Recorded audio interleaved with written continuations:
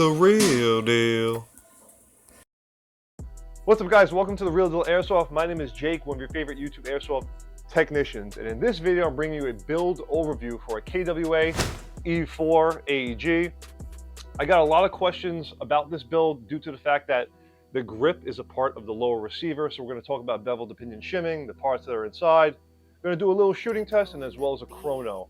So if you didn't already, make sure you subscribe to the channel so you don't miss out on future airsoft tech, giveaways, and airsoft education in general. Disclaimer for YouTube, everything featured in this video is airsoft and gel blaster alike. We do not promote the sale or trade of regulated goods. We do not show any disassembly or anything in that matter. Nice. Everything is airsoft and gel blaster alike. There are zero real firearms in this video. You heard the third YouTube reviewer. I hope you heard that. Now that we got that out of the way, let's take a closer look at the E4 by KWA. It's a really cool build. It's one of their more affordable offerings from their line. And it has a full polymer construction. It's very robust though. It's super, super strong. This is the strongest polymer that you can ever feel. There's no wobble. Even with the mag inside,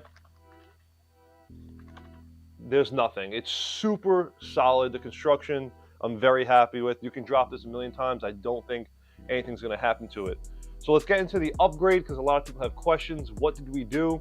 And then I'll give a little bit more detail about the shimming. We went with a DSG build. To start off inside this bad boy, we have the core components, the Real Deal Airsoft Performance Piston Assembly. It's a drop-in in KWA. So if you have a KWA, take a look at your stock piston. It's like a meat tenderizer. There's no ports on the front of the face. I threw the piston out, so I can't even hit you with a B-roll. Plastic teeth, garbage can. So drop in a Real Deal Airsoft Performance Piston Assembly. As well, the cylinder head is super low quality. The pad on the back is garbage. It looks like it's about to break. The actual shaft that the nozzle rides on was so corroded and dusty that I can't even imagine a good seal happening. So we ripped that out and we threw in a Real Deal Airsoft golden double O-ring cylinder head. And that works perfectly fine with KWA's system.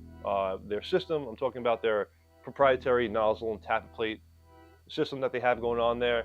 It works perfectly fine. I have no misfeeding, so I left that stock. Obviously, we modified the tappet plate for DSG. What's powering this DSG? The majority of the time, you guys have seen the Golden Boy 2.0 all the time. So with this build, we wanted a little bit more efficiency, and he really cares more about semi-auto. However, the rate of fire is still nuts. We're clocking around 36 RPS with the Real Deal Airsoft 22 TPA Torque Boy motor. It's a beast, and all of my motors can be used with DSGs. If you're curious about the motors that we offer, the Real Deal Airsoft brand, we have the Golden Boy, the Torque Boy, and the Brolic Boy. 18 TPA, 22 TPA, and 28 TPA. Hey, where you get that? I'm gonna need that device. Bro.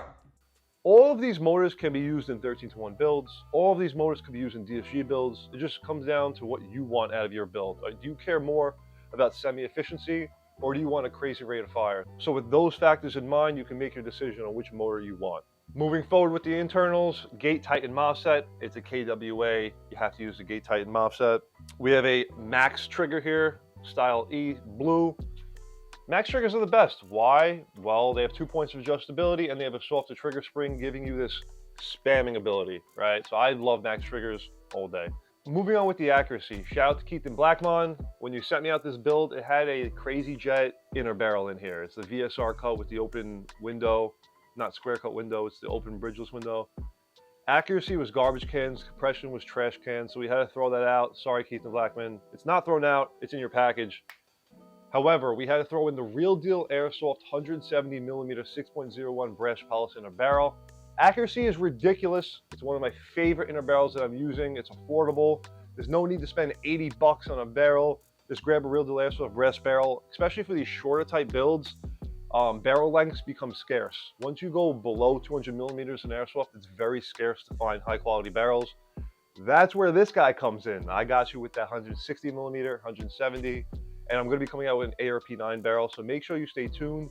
If you want to head over to our website, link in the description and comments below. Moving along with the accuracy components, we have a KWA stock hop chamber, which is really good. It's rotary, it's clicky, it's pretty fire. We combined that with Maple Leaf Omega hop tensioner with the Maple Leaf Mr. Hop bucking in 17 degree. The Mr. Hop bucking is the DSG bucking in my opinion.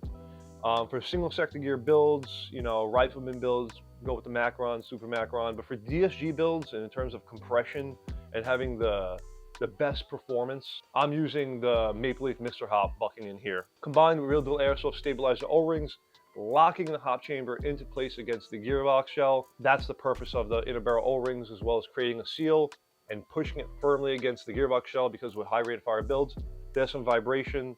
The O-rings limit that. So we have the Real Deal Airsoft stabilizer O-rings. Product description tells you how to install them, how many to use, blah, blah, blah, blah, blah. And since it's a DSG, we have an SHS M150 in here. I short stroked one tooth off of the DSG sector gear because our goal was around 1.1 joules, 345 FPS with a 0.2. We're gonna see what this thing chronos at later on in the video, so make sure you stay tuned for that. Now let's talk about the gearbox and shimming. So as we can see, the grip is attached to the lower receiver, similar to an MP5 platform. As well, we have the KWA 2.5 gearbox, which has zero access to the bevel gear.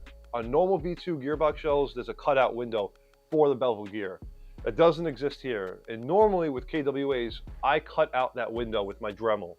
Being that the grip is non-detachable, it's part of the lower receiver, you'll waste your time doing that. Bevel to pinion shimming is possible, and these are the steps that I followed. As per usual, my first step is always the same. You're gonna wanna shim your bevel to gearbox. I put roughly a 0.2 or 2.1s on the flat side of the bevel, and then I shim the rest from the other side of the bevel, the side where the teeth are facing up, I guess you could say. What you're gonna do is you're gonna add shims until you remove your axial play, and you achieve the left and right tolerance that you want, 0.1 millimeter movement. Tight, but spins freely. Once you have shimmed your bevel to gearbox, you have the total amount of shims that you need for this gear. So there's no guessing, it's a matter of shifting now. Half shell shim method, motor height adjustment. Lock your motor height with thread locker and get your eyes in that gearbox, man. I had to go like flashlights, get every angle you could possibly get to see the motor height. It's possible. I did it, I'm telling you. The third step now is the bevel to pinion shimming. So you're gonna wanna take your gearbox shell, you're gonna wanna close it, pop screws in there because the tolerance does change if you don't put screws in there.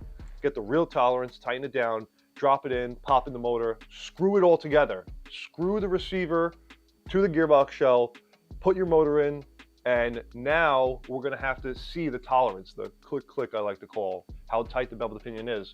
Take the longest pick that you have, the longest tool, skinny, long, and you're gonna wanna go in through the cylinder cutout window, and you're gonna go all the way down to the bevel, and that's how you're gonna wiggle it.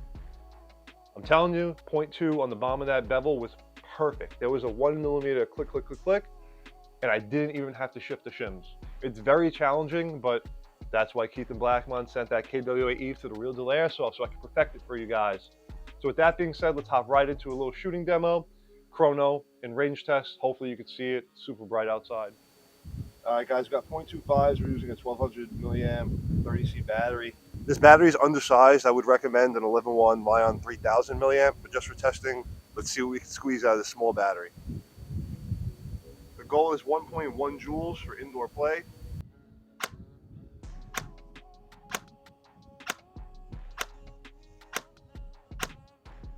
Yes.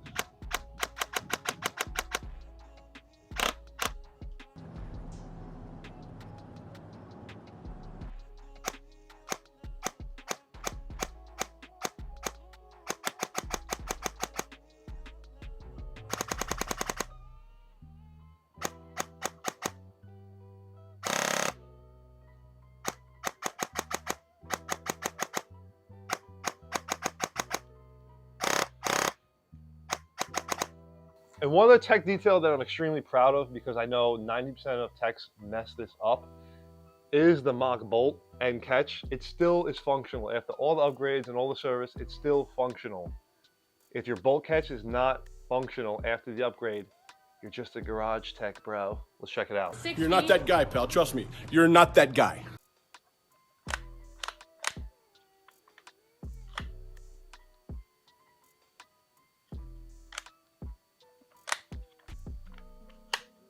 You can hit it from the other side too.